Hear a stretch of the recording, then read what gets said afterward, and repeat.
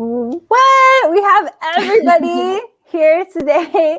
Welcome to Writers Need Help, especially us. We need all the help we can get. We're excited to talk book launches today and answer any of your burning questions. But first of all, let's just see what everybody's been up to lately. Jenny, we didn't see you last week. What have you been up to?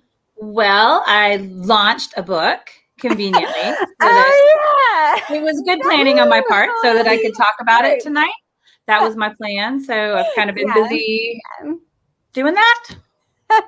That's amazing. But we will dive into all of that. I can't believe, I feel like I literally thought that had happened earlier, last week. Well, it was the week before last, but I was still sort of trying to get my life back together last week. Yeah, so it just happened. Wow. Well, we're excited. And Alicia, what about you? Still working on that adult fantasy, but it's going well. So yeah, we're ready. Yeah, ready to read it. I'm so close. I'm ready. I want to read it. It's coming. It's coming. Maybe it'll be your Christmas gifts. Yeah, there you go. It's better than a candle. Ready for Demon Book. It's way better than like candles, though. Oh, Scarlett, what about you? What's been going on? I finished KBB and now I am outlining things slowly. Yeah. My hands hurt really bad, so. Oh boy, get those stretches in. We'll do a whole show on the stretches you should do for your hands. I would like that because I don't stretch my hands, and I think I constantly stretch my hands because I pop my knuckles. Don't pop your knuckles. No. Yeah, I'm always stretching. Mine are swollen. That's like the webbing between you basically have no knuckles. That's because some people have been working for 10 plus hours at the computer. Not me, Scarlett. I love. Well, how do I do this? I know. You two have black nails. I love it. These are actually they look black, but they're actually green. They're a really green. I can see really dark green. Iridescent green. Okay. That's cool. That is cool. Maybe you'll do matching nails for your book launch. Yes. But we are talking book launches today, and we're going to also take anyone's questions they might have about launching books. But let's just kind of dive in. So is that a dog? I hear a dog screaming. She always plays with this one only when I am Zooming with people. Which is the perfect time. We want to hear. We need more dog cameos. I wish my dog would cameo, but she can't walk behind me. So. Did y'all see her little white tail just behind me earlier? I was wandering by. Yeah. She's so cute. So get your dog into the book launch, backgrounds for sure. That's what we need. We have Addie fans. Yeah. Jess and Gabby. Yes, she has her own fan base out there. That's impressive. It is impressive. I know. Well, Jenny, you just launched, and Scarlett, you've launched recently as well. But let's kind of talk. So I was writing down a bunch of topics that I thought we could talk about, and I was kind of going way back because people will start asking what can I do before way before the book is even out. I know, Jenny, you had this issue because this is your first book that just came out 2 weeks ago. So what type of things did you do to prepare in that period that was 6 months or a year ahead of time, Well, the first thing I did was I got a book called What to Do Before Your Launch. And then I did not read it. So that was the first thing. Which is very much the same thing I did when I had a kid. I got that book, and I didn't read that either. So we can see the result. Kind of winging it all the way around. I did. For me, I was really lucky in that I had a lot of support from my publisher, and I know that varies a lot across the board. So they did a whole lot, and I just kind of tried to swim along and keep up with what they were doing and amplify that and try to grow some social media following. I had like 3.5 Twitter followers when I started. That was like you guys, and then like I don't know who the other one was. Yeah. So I was trying to like fix that a little bit.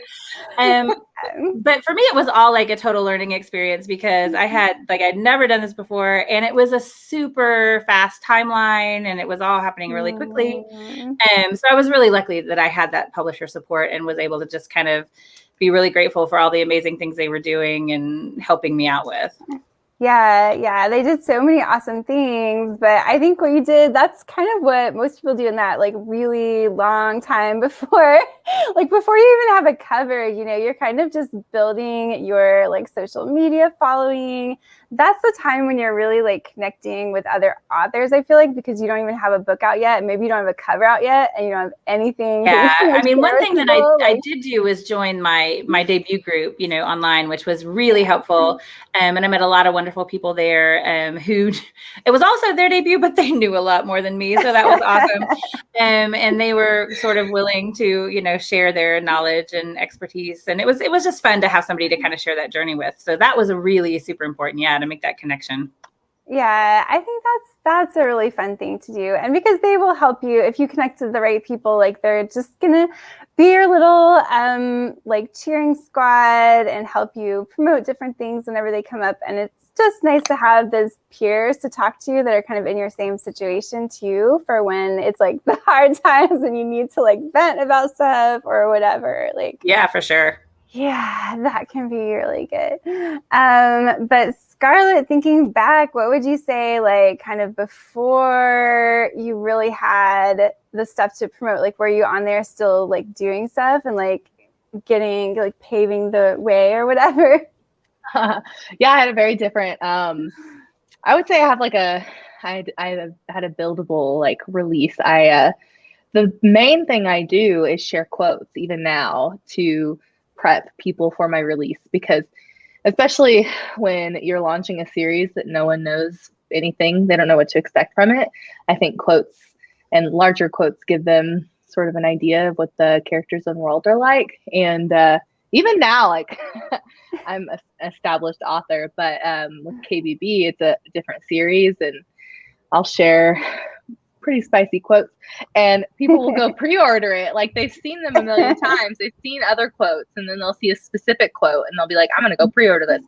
But I did in the beginning, I shared those on a lot of specific platforms like Tumblr and Pinterest.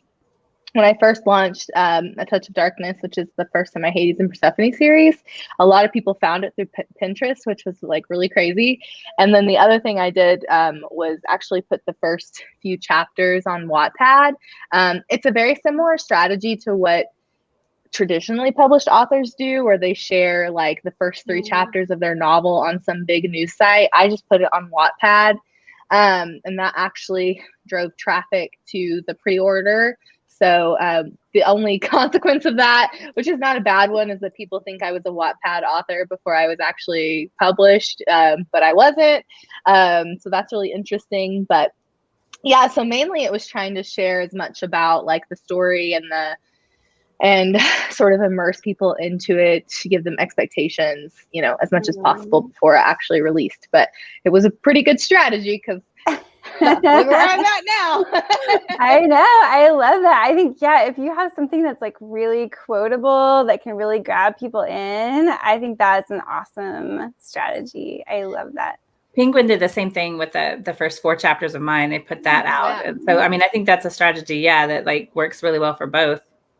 Yeah. We're actually doing that too. Now I'm with a traditional publisher, and we are releasing chapters, but we're doing it as like, we've released 1 chapter. The next chapter is later this month, and then another chapter closer to the actual release date, which is the first time I've done it, and it's kind of weird. But yeah, I really like it. But you also did quotes too, Jenny. So you had a lot of beautifully, you know, I think you just need to make sure when you do that, like you stuck with an aesthetic and I stick with an aesthetic.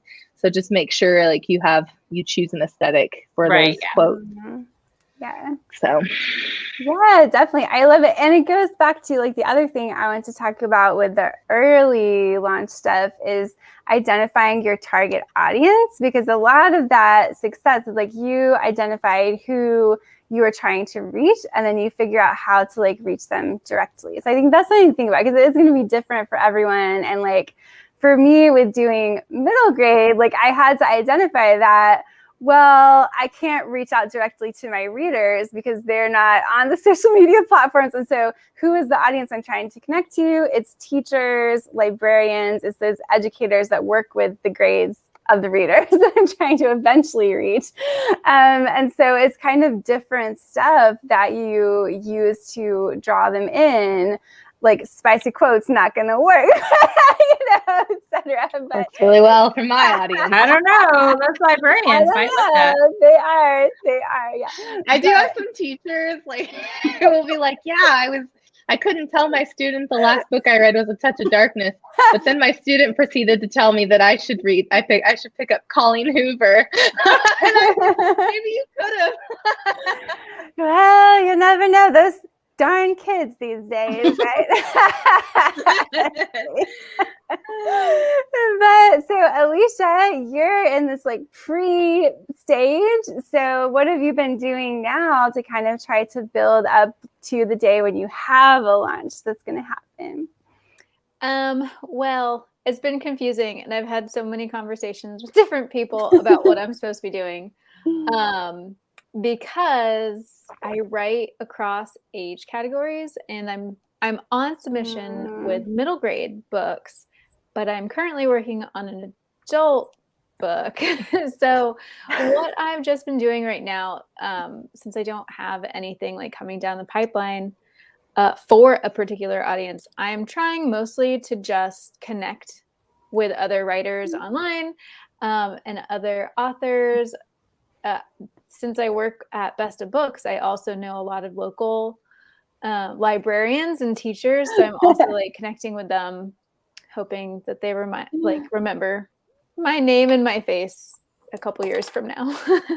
Yeah, I mean that's really what you can do right now, right? Because like you said, you don't know what is going to be your debut, and so you don't know who your target audience is going to be. So just making the connections that you can make. And it is interesting because I want to also like branch out, but I have an established middle grade brand. So it is interesting because you really notice like when like everything on my social media is geared toward those like educators. And so if I like post something that's like not geared toward that, it's like crickets, because that's who my audience that I've developed is. And so, yeah, so trying to switch brands would be tough, but I don't have anything in the pipeline yet either. So I'm just kind of like exploring those other audiences. But yeah, so let's talk about some of the typical things that people usually bring up when it comes to book launches and whether or not we think they're like super useful. We already talked a little bit about like social media, but what about the newsletters? Do y'all do newsletters, and have you found those useful? Like building up to like launching or like I have not done a newsletter. I don't know if I will. I wouldn't say that I never would, but I also don't like read newsletters ever from anyone. Yeah.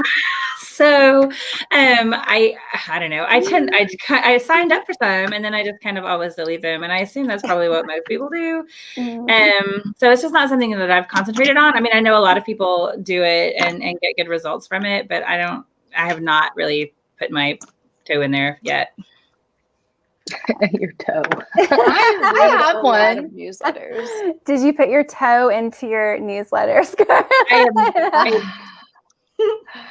Alicia, are you signed up for them? I'm signed up for a lot of newsletters. Okay. Mostly because it's something that I feel like a lot of authors do, and so like I'm like, well, I signed up for like all my favorite authors and like people I know, just to see like what are you guys putting up for my newsletter? And sometimes those are the same people. Yes. Sometimes they are the same people, sometimes they're not.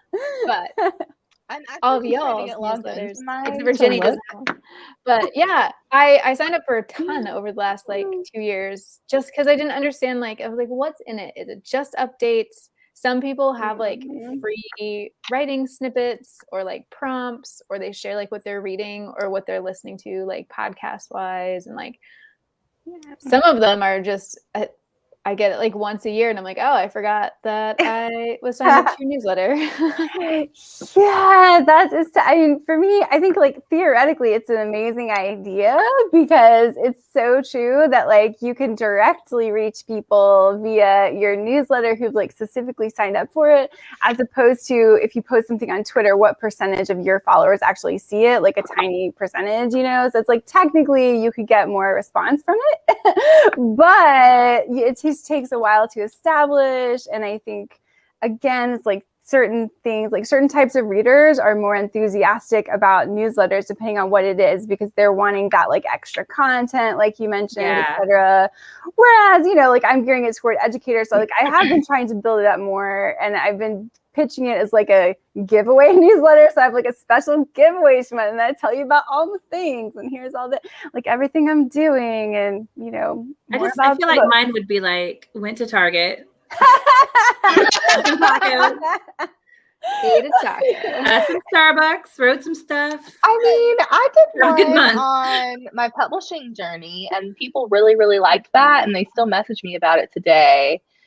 And the last one I sent out was about my pre-order incentive, and that had a 65% open rate, which that's a really good open rate. Sounds good, yeah. Yeah. So I don't know. So I think I have like I would say an average of like a 50% open rate. So to me, I feel like the people who are subscribing are actually people who are interested in.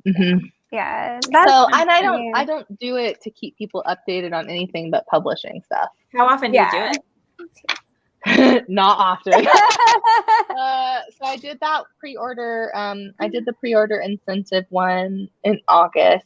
My last one was in July to talk about how I had joined Bloom, and then May for Malice release,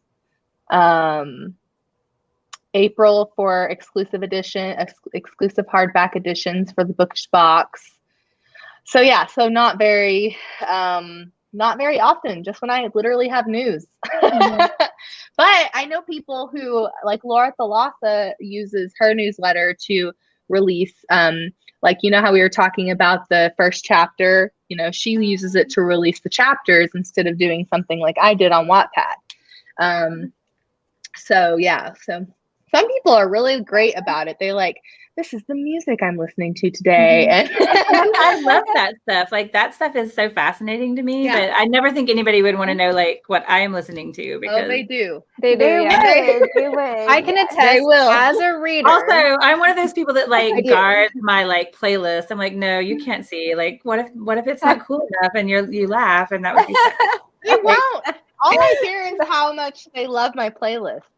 Well, that's a whole topic thing. You know, it's like a regularly asked question is like, does Scarlett have a playlist for KBB or A Touch of Darkness? Or like please stop. It's not that dire. Puppies, what? Come on, puppies. Yeah, as a reader, I mean, yeah, I was signing up for newsletters to like, as a writer, to figure out what authors are putting in there. But at the same time, like, I'm also following all these authors on my social media on Instagram because I care about their books and like I want to feel like I know them, and like so I open every single newsletter email that I get, whether it's a weekly, monthly, or like just whenever they have information, because I want to know. I want to know what their playlists are. I want to know what they're listening to or what they're reading, or like Alicia some of wants them to be a will talk stalker. about crafts. I know, I sound like a complete stalker. Some of them will talk about craft stuff, though, so like writing stuff. And then some of them will like announce a book that I hadn't heard of yet. And then since I'm the events coordinator at the bookstore, I write it down. I'm like, I'm going to reach out to that person's publicist and see if we can get them at the bookstore. That's smart. Yeah. I've had my sign up since I started when Stars come out, and I have about 1,700 people signed up for it, which is more than I ever imagined. So I'm like, wow. It's like it's like anything else. Like it's what you put into it. And some people are so serious, and they have like the auto sequence that goes out when people sign up. And it's like this whole series, and they do. So I've just been trying to do it like monthly, and I still, because I didn't do it all at first, and I just started trying to build it up in the past like 6 months maybe or something. So yeah, I have like a couple hundred like subscribers, but I just have nightmares about. Remember when we all did blogs? Do you remember that? Like yes, when Live Journal. that's Zanga. not the guy on this list. when you're like, remember how we were Yeah. required to have a blog for a while? That did not go well for me. Like I did it like twice, and then I just like went away and never came back to it. And Oh my gosh. Yes. Can I tell you I have like a commitment really issues. horrible story, just like real fast about Live Journal? So Live Journal came out when I was in like 8th or 9th, or it didn't come out. It was when my You were an grade infant. decided that I we know. were going to be on Live Journal. I was in either 8th or 9th grade, and it was super, super, super sheltered and super naive. But I got a Live Journal, and you know how it had like how we were feeling, and then had like a little weird emoji. Well, I was a really like emo person, so I was angry when I wrote a post, and I used the horny feeling because I thought it meant that I was angry and I had like grown horns. But no, and then everyone in my grade was talking about it the next day and making fun of me. And I didn't know and why. that's how Alicia got For, to be like, popular. half a day, I didn't Yeah. know. My friend had to be like, "Do you know what that means?" And I was like, You were like, "Yeah, "No, I'm angry." angry." That's so funny. I never used Live Journal. Like I also would not have known what that meant. I would have thought it meant like devilish or something. Right. I was a blogger. That was my. I did a lot on Blogger. I made a lot of author friends on Blogger. Yeah. Well, those were the days. But I don't do it anymore. Yeah. So we'll get to that. We did have a question, which is about something that a lot of authors focus on, or kind of just do for fun too, is the cover reveal. So for debut novels, is it necessary to do a whole cover reveal blast? I would say as a reader, I want to see all the covers, like your debut, your next one, like every single one that you've got. Blast it to me wherever I'm following you, wherever I'm stalking you. That sounds awful. But yeah, I love cover reveals. I think if you have a good cover, you really want people to see it and talk about it. The best thing they can do is say, "I've seen this cover everywhere." Mm-hmm. But if you're self-published, which I think Gabby might be trying to self-publish, there are a lot of like author services like Espresso Reads and places like that, and book bloggers sign up all the time to help reveal covers. So that's a good way to do something like that. But especially for your first one, I don't do it anymore because I have readers who help me in a street team. But in the beginning, when I didn't have any of that, definitely utilize those services. That's good advice. Yeah, I mean, the cover reveal, like at least for Dark and Shallow Lies, was such a huge part of the lead up to the launch for that book. Because the cover is so awesome, I think that without that cover getting out the way it did, there would not have been as much buzz, around the book launch, certainly. So definitely, especially if you've got, a really cool cover. Absolutely. Yeah.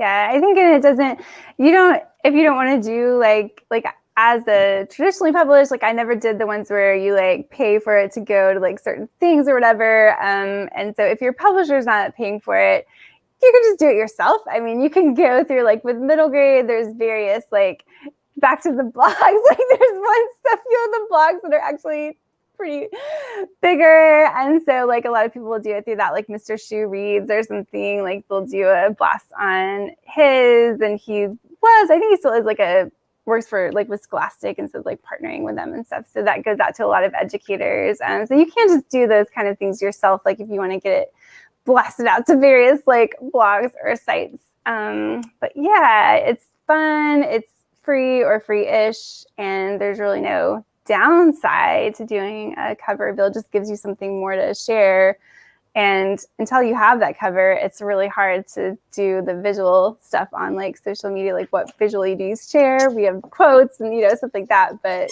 it helps when you have the cover. So cover reveals are one of the cheaper things that you can do as a self-published author. It's usually just $40, and you have like access to thousands of blogs who could reveal your cover. So that's actually one of the better things to easy thing to do. Oh, peppers. Sorry for my dog. She only does this when I'm on here. Oh, only. Because we need some cameos in the background. So you sure do. We do. We really do. Well, this actually goes into what I was going to talk about next, which is like street teams and things like that. So how do you go about doing like the arcs, deciding who to give them to? Should you bother with arcs as a new author?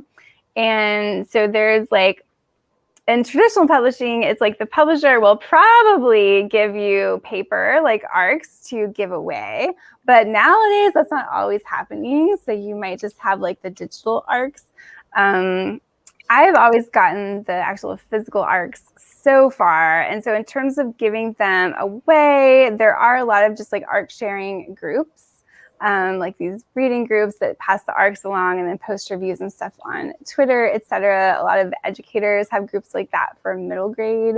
So I'll send them along to like those types of groups. And I did try to do like a small street team for my last 2 releases at the end of 2020. It's kind of tough when you're working with super busy teachers and like trying, you know, like they maybe don't have enough time, as much time to commit as like readers who are like but it was super helpful, and they were great about like reading those and passing them along and getting the word out. So definitely, I mean, I think for me, like if you have the arcs, like it's for sure worth it to try to get them out to as many people as possible, and just make sure it's the people that are going to be like decision makers. Like if you're in middle grade or something like that, like the librarians, like the district librarians, or the people who are going to be making big purchasing decisions for that type of book is helpful. But Jenny, you just had this happen, and your publisher, I know, did a lot with the arcs. Yeah, we had paper arcs, you know, that looked really nice, but we also had, it was on digitally, it was on like NetGalley and Edelweiss and all of that. I got some copies of the arcs, but they were just kind of for me. I didn't get very many of them. But Penguin sent out a whole lot of arcs to influencers on like book talkers and Instagrammers and all of that. And they put together like a box that had like the arc and some like crystals and a candle and alligator charm and all of this cool stuff. So they sent out a bunch of those boxes, and then they sent out also just a bunch of arcs too. And my publisher in the UK is Electric Monkey, which is a HarperCollins imprint, and they did the same thing over there. They did different, you know, put different stuff in it, but they sent out boxes, and then they sent out arcs as well. So I think the arcs were really helpful because, you know, especially as someone, you know, as a debut, especially because it's not like I had a fan base. It's not like people had read anything that I had written before. And so for us to get those early like responses to it, and to have people posting about it and saying how much they liked it and all of that was really helpful. Yeah, definitely. Scarlett, what would you say, like, because it's different? Wow! It just like flew down from the sky. There's bunnies dropping from the sky. Like she's I thought that was the dog. Is what I thought. Yeah. Don't throw the puppy. It's a pretty big bunny. I couldn't do that with one hand, y'all. Like, I mean, she's just been working out a lot. I know. So.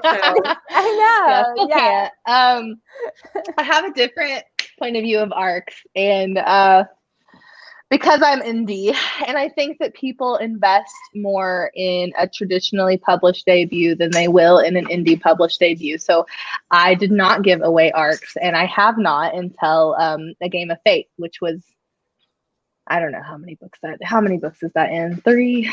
That was my 3rd book. No. Yes?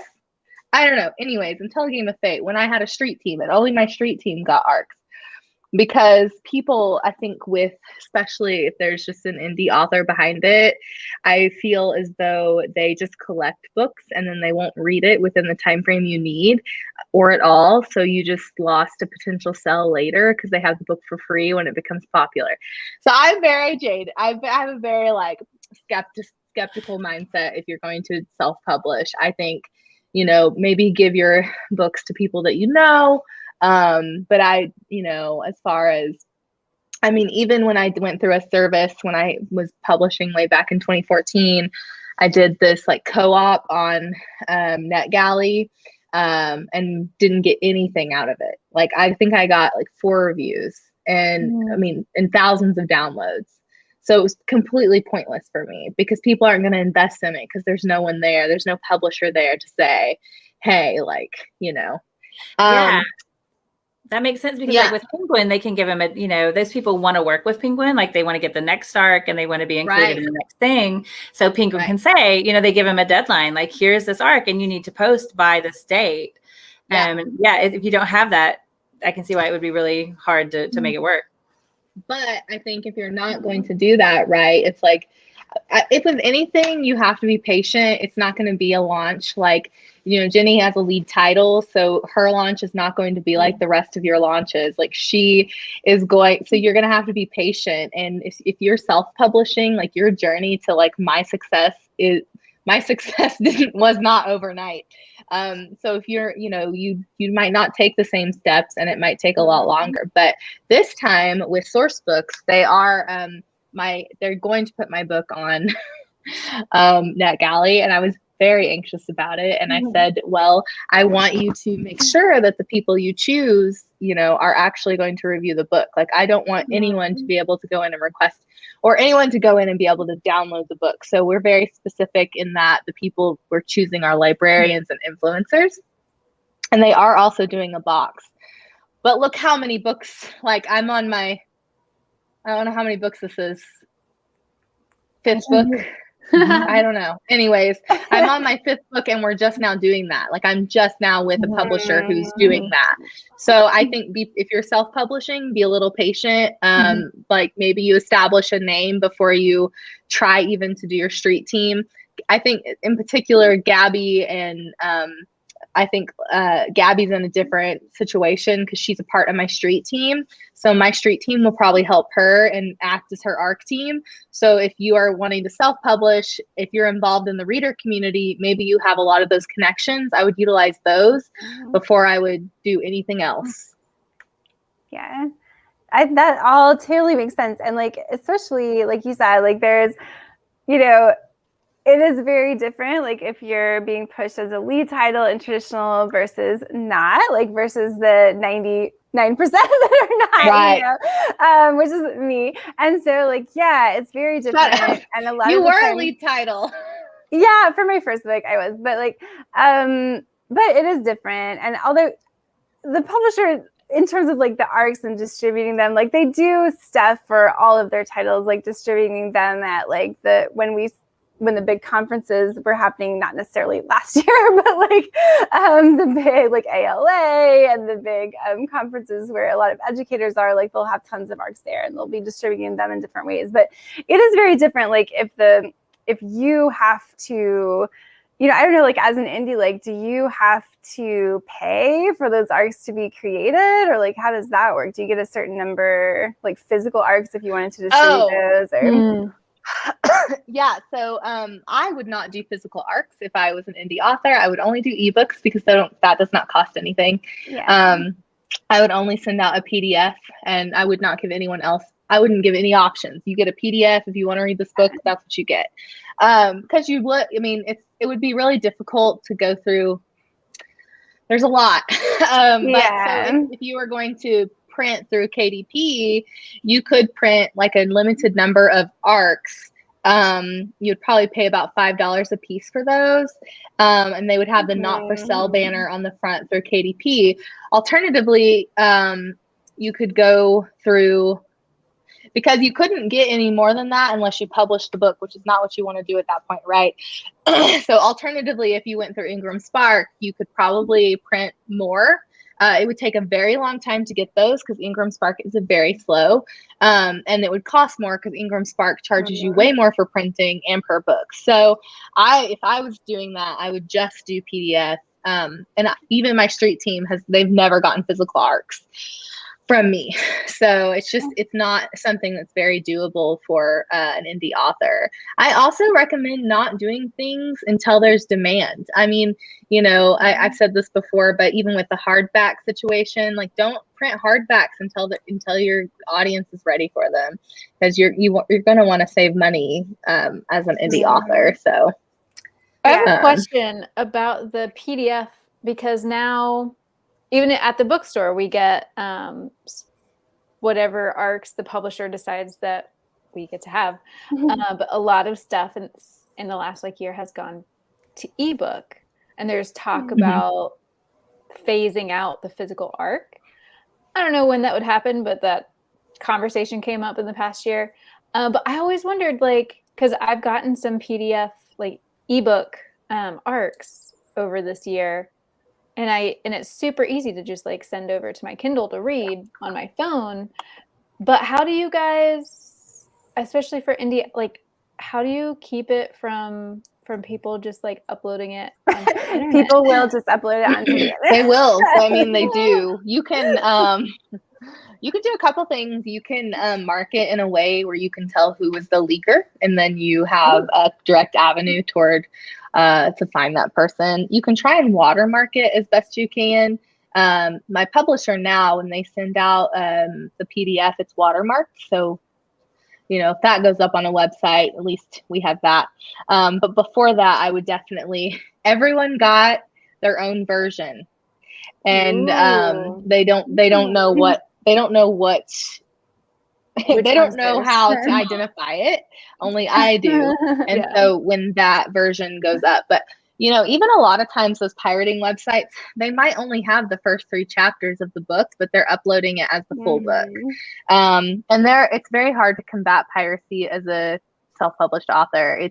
It really sucks. But if you get enough people to go in and report it, it's a thing. But I would find a way to mark those PDFs. At least you could go to the source.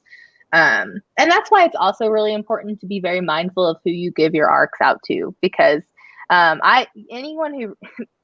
people reach out to me all the time for ARCs of my book, and even A Touch of Darkness, which has been out forever. I'm not giving you an ARC of A Touch of Darkness. So I just be very mindful of it. You don't have to give a book to people just because they ask. I would only give ARCs to people that you trust. That's good advice. Yeah, you want to make sure it's useful for you. And like you said, you're not investing money that's unnecessary, especially if you're just starting out. You want to be investing as little money as you possibly can, is my theory, because you just want the demand there. There's no reason to do it unless there's demand. Yeah, exactly. Let's see. We had a question from Kenda. Hey, Kenda, how do we find debut groups for 2022? And do you have any promotional launch advice specifically for picture book debuts? That's a tough one, because I know, and I'm sure Ginny will probably say the same thing. When I found my debut group, which was back in 2017, it was a group specifically for middle grade and YA, and that's what I'm familiar with. Ginny, I don't know if you're aware of picture book. My group that I'm in is a YA and middle grade group as well, but I know that there are 2020 groups out there because we've done some stuff, some stuff together. I don't know for sure about picture book groups, but that is a question that I can ask my friends, and I know Kenda, so I can send you that. I'll send it to you if I can find out how you get hooked we'll up. have to ask Tammy tomorrow. I'm thinking Tammy. Maybe we'll see Kenda tomorrow. I don't know, but because I'm sure there must be. But they emailed me, that was not even a thing that I really knew existed, but they found me somehow, and they were, so they're like, hey, come and hang out with us, and I was like, that's amazing. I know there is a 2022 group, and it's because there are people that come out relatively soon in 2022. So I know they've been active for a while. I'm sure there's a picture book one, but I'll see what I can find out. Also, if you want to stock Twitter. You can try to find another author who has like see what their announcement is, another picture book author like on Twitter who's debuting next year, and ask them if they are already in a debut group or if they know how to be in one or find one. Yeah, definitely. They know how to be in one. If they want to be in one. How do you be in a group? But that is a good question too. It was really weird because like group? when I found mine, I got into mine last year in October, and that was the 21 group. And by then, you know, there were only a couple of months left in 2020. And so confused about what year it is, what like century it is. But it was weird because everybody else had been there like 2 years already, like, you know, so many of those people. And then I just kind of like jumped in there. I was like, hey, I just got here. I don't know anything. Please help me. I just got here. Yeah. I'm really late to this party. I know. But I know that those 2022 groups are forming and they're a lot of fun. So I would definitely try to find one. Yeah. As far as launch, I will say as a bookstore employee, we love having local authors or an author who's coming through town do story times Saturday morning. And usually if it's, you know, you're the author, you get to read your book, and there might be a huge crowd or there might, you know, be a smaller crowd, but you're getting your book out in front of not just like the bookseller employees, but also any parents that are in the store with kids, and then anyone who just happens to be shopping that hears your reading of your book. So yeah, story times. Oh, story time. It's been a while. I used know, to be Kim. a children's That's your librarian, so it's been a while. Yeah. Scarlett, do you ever do story time? I would come. I would They come to have that. I'm just adult saying. story time, don't they? Like that's a thing, I think. No, first of all, I was a teen and adult librarian, mostly adults. Not at the library, just somewhere. And I don't read from my own book ever. That is a thing. So I get to tell my publicist what I don't ever want to do, and that's one of them. Like, I never want to be asked. I never want to be asked about fan casting, and I never want to read from my book. There's like a gnat that keeps flying by my face. I know this. I was like, what are you doing? What is happening? It just keeps like dying by me. This is the animal episode. It Yeah. is. Okay. It is. It's moving through the screens. You're next. Gnat like around somewhere. So okay, well, yes. Get in any other questions that people have? But one other thing I was going to bring up was everybody talks about like, should you or should you not do a pre-order incentive? And so I know this is very different depending on your situation, because I'll say like mostly my friends like who are like my authors who are fellow kind of mid-list authors for middle grade or whatever. It's more like what you're going to do is you're going to design like a cool, you know, you got the cool sticker, the bookmark, the signed book plate. You know, I've had people like do little crochet like book cozies or like whatever. You put together the cute package and you're like, okay, like send me a picture of your receipt and you're going to get this or you're going to be entered to win this or whatever. But it's mostly just for fun. Like, no, I mean, here's my theory on it. And I think this pans out if you are like in my boat, is that people who are already your fan, like your super fans, like they'll be the ones that would actually do that. And like, that's not going to convince any new person who's never read your book to read your book. Right. But it's like a nice thank you. If you feel like it's fun to your super fan readers, that Nat is like, I saw a really cool one last year. Ooh, it was either last fall or this spring. Time is hard. But he's a middle grade author, Scott Rankin. He did a pre-order incentive. Granted, this was like his 7th book, so not his first book, but his pre-order incentive was that you were entered into an Xbox giveaway. That's he cool. gave away like a $500 like If you can afford it, although I will say again, like he was like New York Times bestseller with like his first series, right? He was in my No, debut. he didn't hit the group. list. He didn't hit. Well, he was close. No, I mean, he he's was been like close. He was close. I was so mad. No, he's been a totally big all the seller numbers. for Yeah. like Ugh. especially his first series, and so Yeah. that's, you know, if you're in that boat and you can afford to buy a $500 Xbox, you know, Or if your kid won't go miss his. for it. But like, Ooh, that's good. but is Jeannie's that like, really? "I'm on call." We're like, we were robbed. I don't know what happened. It's Like, gone. I would like to hear though, like how many people actually pre-ordered it who would not have otherwise pre-ordered it based on that, because I'm kind of still dubious true. that like that it was a high number. You know what I mean? I Like, have so much to say about pre-order okay, incentives tell us about. because 10 out of 10, I will probably never do it again. All my street team will be screaming, but I'll tell you why. I'm a best-selling author. I had a ton of pre-orders. And first of all, your incentives will never match how many pre-orders you have. So those people, you're never going to catch up to that. So if you are going to do a pre-order incentive, shoot low. Like I would only do like 500 of whatever you're doing, maybe even half that, because you're never going to give all of those away. And the other reason is I really don't think that it encourages people to pre-order your book. It's just your diehard fans who want to collect things who are going to pre-order for the print, or I'm doing a pin this time. It's literally not encouraging anyone to pre-order. So if you just want to do it for fun, definitely. Mm-hmm. But I think it's a misnomer to call it a pre-order incentive. I think it's more like, here's something fun for my fans. Yeah. Also, the work that goes into it is so frustrating and so confusing.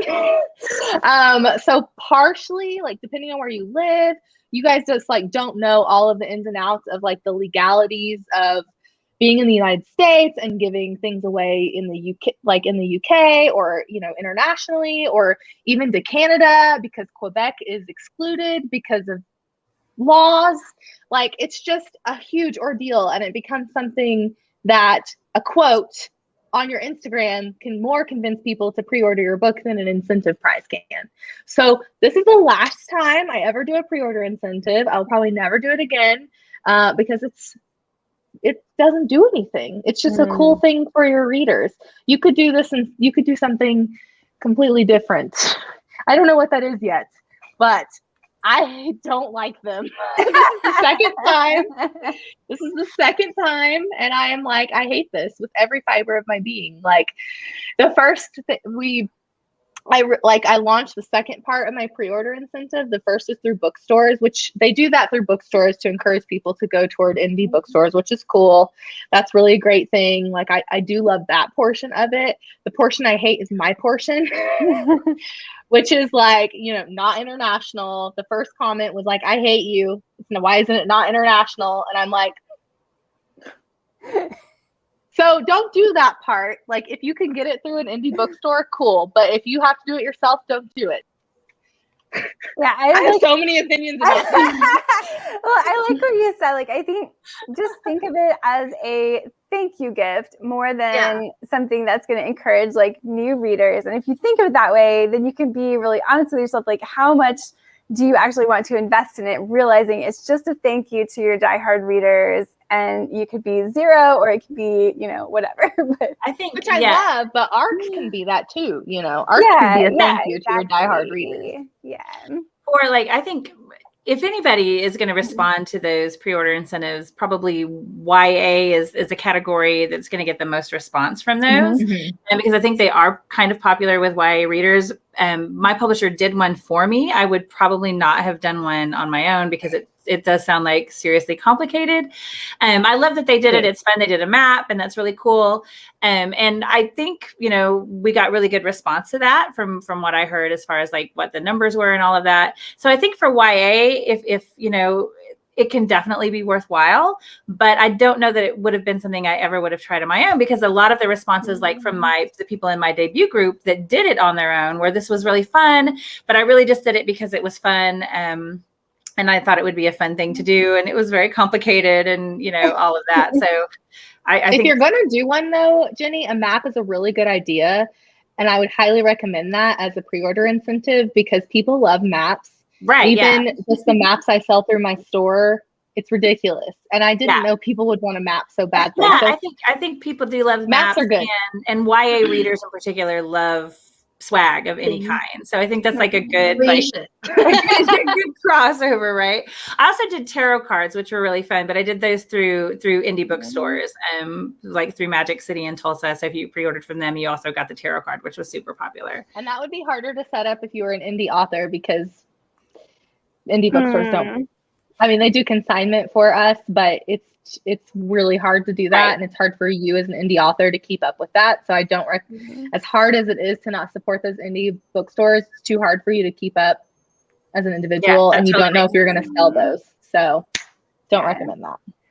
But I like the idea of those like things like maps and tarot cards too, for just cutting down on costs, because you got to remember like shipping costs if you're doing it yourself. And for me, I think like with Ginny's situation, if your publisher is doing it, that's so amazing, because like Penguin actually has like a really good like social media presence, and they have a lot of out of reach, you know. But imagine the difference between if Ginny and her at the time like 3.5 followers or whatever, if those were the only people who heard about the pre-order incentive, well, those are the only people who could possibly participate in it. But right? You would have pre-ordered it, right, guys? Exactly. We would have had 3.5, but like, you know, so just it's going to be very different. Like you have to set different expectations if you don't have the huge publisher that's like promoting. Yeah, and I will say that, like I said, most of the people in that debut group who did it themselves, they almost all said never again. It wasn't worth it for me. So I mean, to be fair, they either got stuck with like 600 bookmarks left over, or they had to mail out, like, you know, they spent like weeks of their lives addressing envelopes and stuff. Yeah. So, I mean, you have to be realistic. Even like you really will not sell as many. You will not give away as many of those incentives as you do pre-orders. Have pre-orders for your book. You just won't. And that was my first mistake I made when I, you know, I think when I ordered, I had 7,000 pre-orders, and I was like, oh, okay, so you know, most of those people will probably order this print. No, 1,000 of them did. Right. So prepare for that, because it's just not, you know, which is fine. I just, you know, I'm telling you, I never want to do it again. In fact, when we started with the publisher, even this time, I text my publicist and I said, I'm not gonna do this again. And she's like, okay. No, we're done. But I do agree with Jenny. I think if you're doing YA, like that would be a really, but I don't know the specifics of that. Like, I don't know how you, especially if they are teens, like how does that work? You know, as an indie author, I don't know how you can give things to teens. Right. Exactly. So you have to consider some of the legalities of that. Like, of course, if you go through like a publisher like Penguin, they've got all that legal stuff covered. If you have to think of that yourself, it's complicated. Yeah, absolutely. That it's something to think about. Would be tough. Which I wouldn't have thought about until I started to be like, why can't Quebec be involved in this incentive thing? And the editor was like, laws. Apparently it's really complicated. Yes, it's all down to laws. Who knew? So so I wouldn't have thought about that. So I probably broke a lot of laws last time. Learn from my mistakes. I mean, I think a lot of the stuff for the launch, like preparing for launch, it just comes back to you want to get to that. I mean, you're so excited and you want to feel like you're doing everything you can do, but you have to kind of pivot. You have to hug your puppy and just be realistic also. And after you hug your puppy, realize that, you know, you want like the time commitment to match the actual like payoff that you get from whatever activity. So like if the payoff of the pre-order incentive isn't going to be worth your time, then you have to really think about that. Or like money investment, like another thing that a lot of people were doing a few years ago and people still do is like the book trailer or whatever. I know you still had a book trailer, but you didn't pay for that book trailer, Denise. Like if you were thinking about something like that, like, am I going to pay to have someone make a book trailer? Well, just realize again that it's like, you know, what is the outcome? How many people are actually going to see it? Is that going to justify like an expense? But yeah, you know, and especially because if you're going to do it, you want it to be good, right? You don't want like a terrible cheesy trailer. And the book trailer that Penguin did for Dark and Jello Lies is awesome. You guys should all go watch it because I'm obsessed with it. It's really good. I have watched it. It's so good, right? I'm like, this is amazing. And I love it. But if I had had to make it myself, it would have been like a toy boat in my bathtub. So it would not have been nearly, it would have been like a really good book trailer for here's my fake alligator. I did, and it's beautiful. And I did it because I was like, it's my first book. I'm gonna like spend the money because I got our friend, Jerry, who we named this hand after, to illustrate it and stuff. So it was gorgeous, beautiful. Yeah. But would I invest in it again? No, because it's just, I mean, as much as I love it, and my publisher Scholastic like used it on their channels, and I used it at school visits. It's not like it wasn't out there, but still. It can cost a lot for like a fully animated book trailer. Or if you're going to have live action, like it can cost a lot. So you just have to consider that and be realistic. Like, is this worth the money? And if you're just doing it for fun, fair enough. But like, but just know, like it's going to, trying to sell books on a book trailer. Yeah, I mean, and I've seen some people that made their own that were like really incredible. Like some people that did their own trailers and they're beautiful. And I'm like, well, that is awesome. I do not have that talent. So that is not like. Yeah, if you can do it yourself, there's no I don't have that like skill editing. I would not do it as an indie author until you have a pretty good readership and you can invest the kind of money in that. Because like I'm doing a really fun thing for my readers. That kind of costs a good chunk of money, but I'm really excited about it and I can invest that kind of money in it, but I wouldn't have done it 3 years ago. So what is it? I can send you a teaser of we won't tell anybody. It's a really fun way to promo the whole series. And I worked with one of my cover designers on it, Regina Wamba. And but you know, it required hiring models and like makeup and that kind of thing and costumes, and so it was quite a bit of money.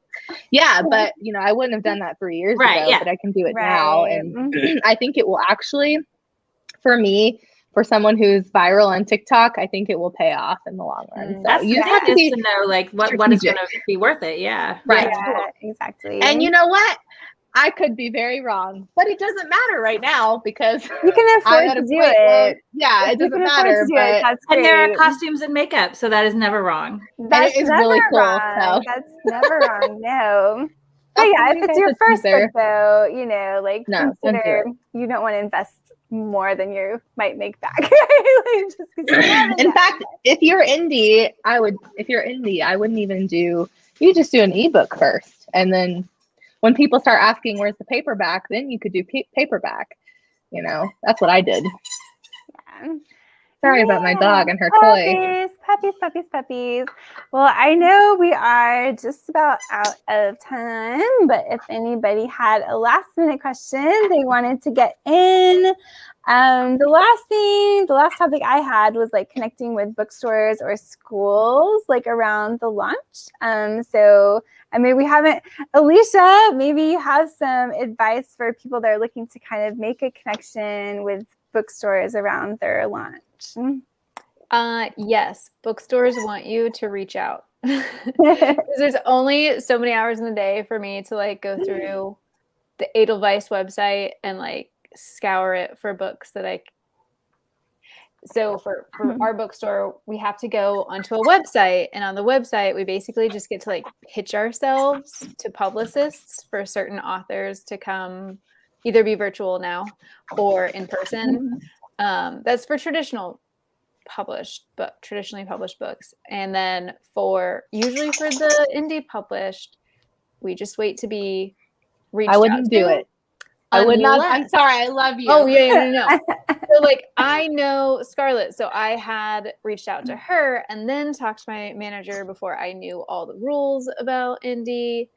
Some bookstores are more supportive of their local indie authors than other bookstores, unfortunately, because bookstores are also a business. But yeah, so make sure for indie that it's going to be worth your while.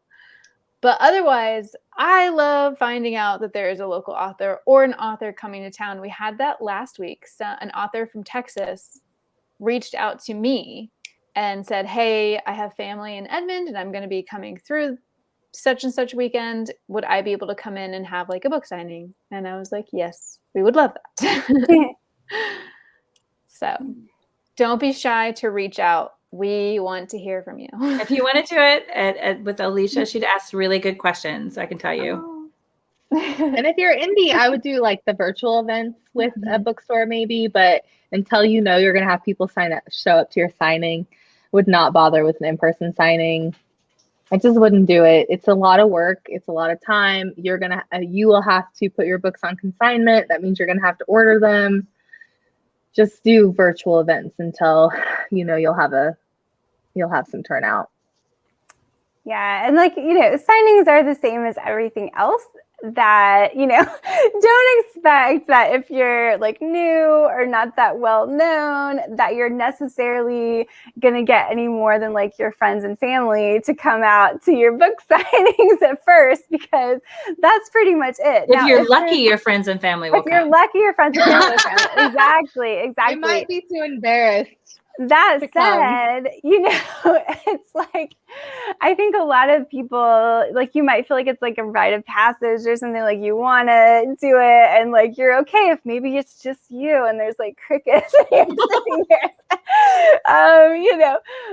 But yeah, it happens to a lot of people. It happens. It's happened to me for sure. But like, yeah, there's no, if you're traditional and like the bookstore is ordering the books for you and like all you do is show up and you think it will be fun, like there's really no downside, and it might just be a fun experience that you want to be like, I did the book signings or whatever, that's like cool. But just, be aware that even like so many authors, like even big time authors, like have been sitting in Barnes and Noble and nobody was at their table and they were like New York Times bestsellers, and just so it's like you're not. It honestly depends on where you go, because the readership, like I have a huge readership in Florida for some weird reason. I love you, Florida. But they don't come to signings. Even my publicist was like, Florida doesn't do that, which I mean, so weird. You have to do them in the afternoon, not the evening, because they got to get to like the early bird dinner special. Gotcha. That's why. Gotcha. So I feel like, it's just, and I'm telling you from experience of like what I've done and what I tell myself I will no longer do. And it's different now because I have a readership, but I changed everything I did when I went under this name, under my pen name, and launched myself differently. And it was all because of what I learned when I self-published before. And so I said, I will never do all of these things again. So I've done all the things I'm telling you not to do, which is why I can tell you not to do them now. So yes. Anyway, and I know there's a lot more that we could go into, but we are just out of time. So I want to thank everyone for joining us. Of course, our beautiful panel and our puppy guests that joined us tonight. She's still here. And everyone. Holding retention. Puppies. And if you have an idea for an upcoming show, let me know. Actually, this idea came from Kenda, who joined us tonight. Kenda's one of my patrons on Patreon, so she'd ask me about this topic. Aww. And I think Kenda has a book coming out. Like, indeed. So I know that's why she's more than like casually asking questions about the 22. About Tap Sheet. Yeah, 2022. Davy Picture Book. So we're excited about that one. But anyway, thanks so much. And let me know if you have any topic ideas for upcoming episodes. And we will see everyone next time. I'll wave bye with Jerry.